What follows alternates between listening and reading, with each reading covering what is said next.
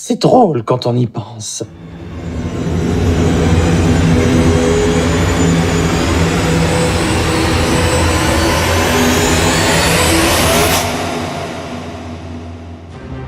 L'épisode 99 de Salut les Geeks, ça a été compliqué.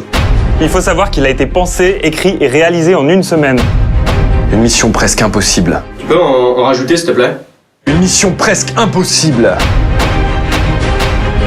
C'est bon, là? Super. Tu laisses un peu de temps. Ouais. Tu laisses un peu de temps, t'enchaînes pas tout de suite. Et après, hop, tu repasses sur les coups de pied. Une être pourri, tiens. Le pire film que j'ai jamais vu. On est en train de tourner, tu sais. Jeanne! Au secours! Au secours! C'est marrant, hein. Je croirais pas qu'un foie s'est fait comme ça, hein.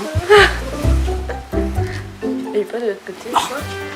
Je voulais que le dernier épisode de la saison, ça soit un court-métrage et pas une review. D'ailleurs, la saison 5 devait finir normalement en juin et pas en juillet et surtout pas en août parce qu'après, de toute façon, tout le monde aurait été en vacances ou pas disponible. On n'avait pas le choix, c'était en une semaine ou à la rentrée scolaire. Y'a pas de problème avec des solutions. S'adapter ou mourir. S'adapter au mourir. Alors, on a écrit le scénario en 2 jours, mais le squelette était là depuis bien longtemps. Je savais déjà à l'avance comment tout allait se terminer. Niveau court-métrage, je voulais pas faire un drame pour faire un drame. Il y avait vraiment si on peut dire, une critique de la médiatisation sur Internet. Dis bonjour à votre public.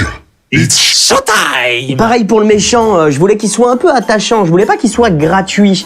C'est ce qu'il y a de cool avec les méchants, c'est de comprendre justement leur motivation. Pour sublimer la critique voulue par Mathieu, j'ai décidé d'ajouter le concept du live de la terreur. Le but, c'était de mettre le spectateur à la place du public et de mettre Mathieu à la place de ceux qui critiquent habituellement. Chacun devait se retrouver dans une posture inconfortable qui révèle les travers de ce genre d'émission. Et avec le théâtre comme décor, autant dire qu'on avait là une mise en abîme parfaite. Praise the Lord, and you praise the Lord.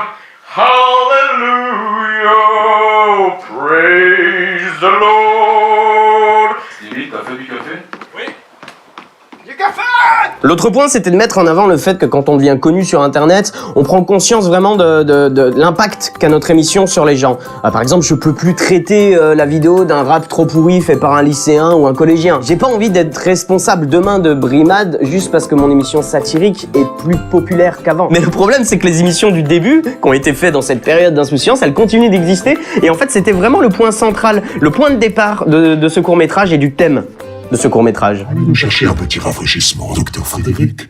Je suis médecin, Alors ce qui nous a un peu dépassé, c'est l'ampleur des théories qui étaient élaborées autour de l'homme masqué. Ouais, à un certain point, on s'est rendu compte que cet épisode n'allait pas faire l'unanimité au niveau de la chaîne de Salut les Geeks. Déjà, il n'y avait pas de review, c'était un court-métrage, donc ça change au niveau du fond et de la forme de ce 99e épisode.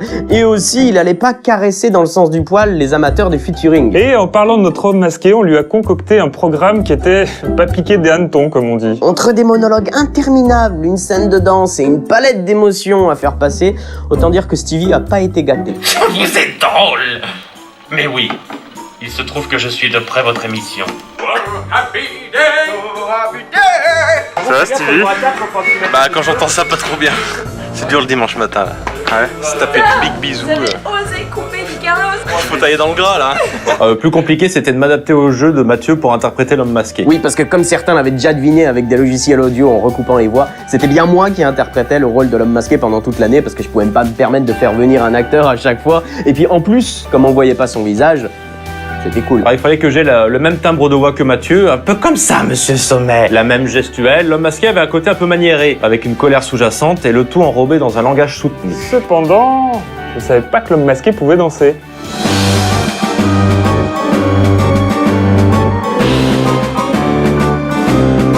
Alors pour la danse, on voulait s'adapter des grands classiques hollywoodiens de comédie musicale, claquettes et compagnie. Et comme à notre habitude, Alexis m'a composé 2 morceaux toujours très proches au niveau des sonorités, donc un morceau plus d'ambiance et un morceau de danse, avec une sonorité un peu creepy, clownesque, rappelant l'univers du cirque. Alors Mathieu voulait insérer une scène de danse dans le court-métrage pour coller avec l'ambiance un peu cabaret glauque, film d'horreur, et il m'a demandé une danse des familles. Initialement, je voulais faire un truc avec des claquettes, parce que j'ai déjà fait des claquettes dans des films avec lui, et finalement j'ai opté pour un truc plus visuel, un peu plus Bob Fosse, comme justement les comédies musicales américaines. Bonjour. Margot, moins de blabla, plus de maquillage. Mais oui, mais toi ou qui? Moi, allez. Bah bouge ton cul, avance. Non mais oh salope! Mathieu, tu veux être mon ami?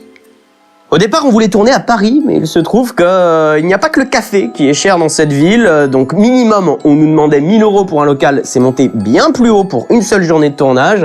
Alors autant vous dire tout de suite qu'on a délocalisé façon usine textile. Ah, Saint-Étienne, cette belle ville minière où j'ai effectué tout le début de ma scolarité et où les locaux sont bizarrement nettement moins chers, voire gratuits. Alors on a tourné chez moi, enfin pas dans mon appart, hein, j'habite pas à un manoir, mais dans la scène du golf, c'est un cabaret. Sur Saint-Étienne, dans lequel notamment je donne des cours de danse. On avait tout, ou presque, il nous manquait juste un petit réalisateur, donc on a décidé de contacter Pierre Chabrier qui nous avait aidé aussi pour le clip des 4 ans de SLG. On l'a contacté un petit peu dans l'urgence et comme d'habitude, il a accepté. En fait, ce qui se passe, c'est qu'il y avait pas mal de lumière sur place, mais niveau caméra, rien. Donc j'ai ramené mon matos comme la dernière fois et on a fait ça à la One Again. Ça s'est bien passé niveau tournage, j'ai eu beaucoup d'aide, très bien. On avait 2 jours pour tourner, autant dire qu'il fallait pas perdre de temps. Vas-y, remonte le niveau de notre danse. Oh, comme c'est beau.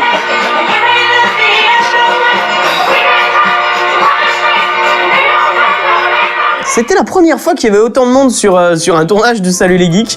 Entre Alexis à la lumière et Franck au cadre, on a même eu un coup de main de la part de Nio. Non, il fallait, pour SLG, essayer de résumer un petit peu la complexité déconcertante du scénario à travers une sorte de vidéo récap. Du coup, j'ai dû faire une petite vidéo. Au départ, je devais juste faire des dessins. Et finalement, j'ai fini par faire le montage. Et sur After, du coup, j'ai réalisé les dessins à peu près 5 jours, 5 soirées.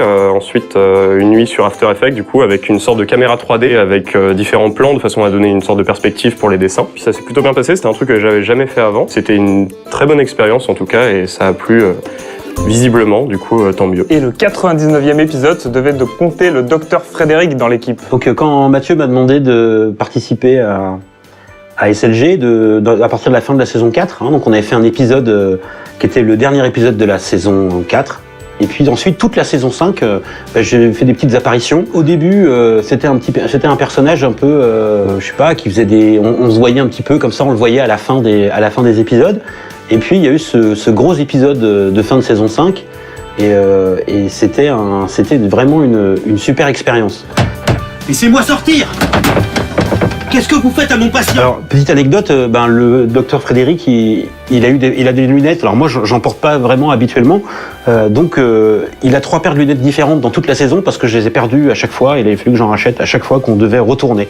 En plus, ce sont quand même des tournages qui sont hyper organisés, puisque on tournait par exemple le lundi à 18h. Moi, j'avais un petit coup de fil à 15h30. Pour me dire, tiens, vas-y, t'es là ce soir, tu peux pas venir tourner? Si, je peux. À part qu'on a dû refaire la scène plein de fois, pour la bonne et simple raison qu'en fait, on mettait le sang dans la main, et le temps de faire le clap, le machin, le truc, c'était sec. Et donc quand je mettais la main, ça ne mettait pas de sang sur le chambranle de la porte. La fin de la saison 5, je savais que j'allais mourir. C'était un petit peu triste quand même, parce que ce personnage, je l'aimais bien, et puis les gens l'aimaient bien aussi. J'ai fait quelques conventions où les gens venaient me voir parce que j'étais le docteur Frédéric de SLG. Alors bon, maintenant qu'il est mort, ce docteur Frédéric, je crois que dans la saison 6, hélas, il sera pas là. Quoi ton nom? Moi, je suis Pierre. C'est quoi ta couleur préférée? J'aime bien l'absence de couleur. Je suis un peu un mec dark, pas mal du tout. Ta plus grosse honte de ta vie? La taille de mon sexe. C'est encore Pierre qui nous a aidé en amont pour le découpage technique. Autant je sais faire une émission, je commence à avoir l'habitude, mais écrire sur un plan de travail tous les plans dans l'ordre chronologique et dans l'ordre de tournage, c'est une autre paire de manches, c'est pas le même travail. Le problème, c'est qu'en tant que directeur et réalisateur, je devais maintenir un certain sérieux sur le plateau. Le problème, c'est que j'étais malade et je ne pouvais pas parler.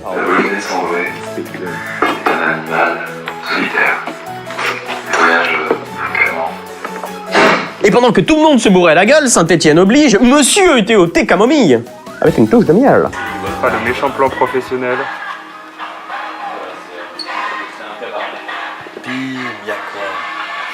Je peux pas le faire très fort. Pour ce qui est de la réalisation, nous avons pensé 3 actes. Le premier, Mathieu faisait face à face au docteur Frédéric et à l'homme masqué. Pour la deuxième partie, exit le docteur Frédéric. Mathieu et l'homme masqué dialoguent de profil et la réalisation les rapproche, alors que l'histoire commence à révéler les liens qui les unissent. Et pour la fin, alors que l'homme masqué devient complètement fou, les plans suivent cette logique en devenant un petit peu déconstruits, voire beaucoup. Déconstruit. Pour la lumière, c'est la même chose. Nous avons fait en sorte qu'il y ait une gradation du plus clair vers un rouge plutôt sang. J'ai ma petite bidoche habituelle, tu vois. Bon non, c'est parce que je fais pas de sport. Ta bidoche habituelle? Ah merde, il est en train de faire les cours.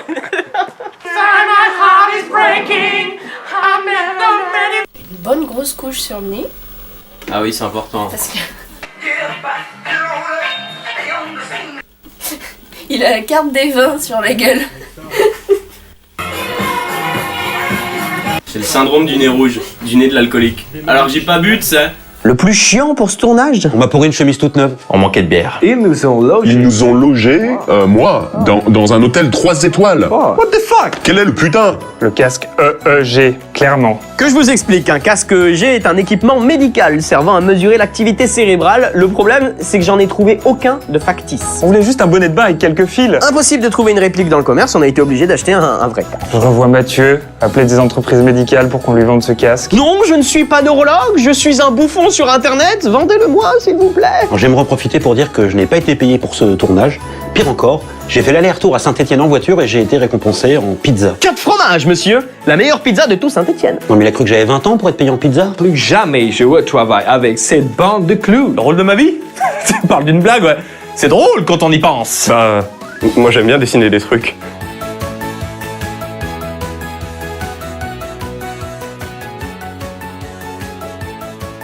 Mon personnage est mort, tout le monde s'en fout. Pour Mathieu. Moi? Mort? On se donne rendez-vous la semaine prochaine pour une vidéo exclusive, le making-of du making-of. Et à ce moment-là, on a fait croire à tout le monde que le making-of n'était pas écrit à l'avance sur un script. C'est bizarre quand on y réfléchit. Toutes les phrases sont connectées sans exception avec celles des autres intervenants. Alors qu'on n'est pas du tout dans la même pièce, c'est dingue. Ben, on a même dû inventer des anecdotes de tournage, quoi. Parce que bon, c'est vrai que globalement, c'est un peu fait chier quand même. 90% de ce qu'on a dit était faux. Le reste était des conjonctions de coordination. Certains bêtisiers étaient en réalité des images de synthèse. Et de la motion capture, réalisée par Peter Jackson. Parce qu'on les a, les moyens. Tu les vois, mes billets? L'argent de YouTube? Alors c'est bien le problème avec ce genre de tournage. Ils sont pas amis, hein. Non, pas du tout. Hein. Ils courent juste après l'argent et le pouvoir. Mathieu, c'est quoi? C'est pourquoi l'accent anglais? Parce qu'on est un studio qui pèse dans le game, tu vois. Ok.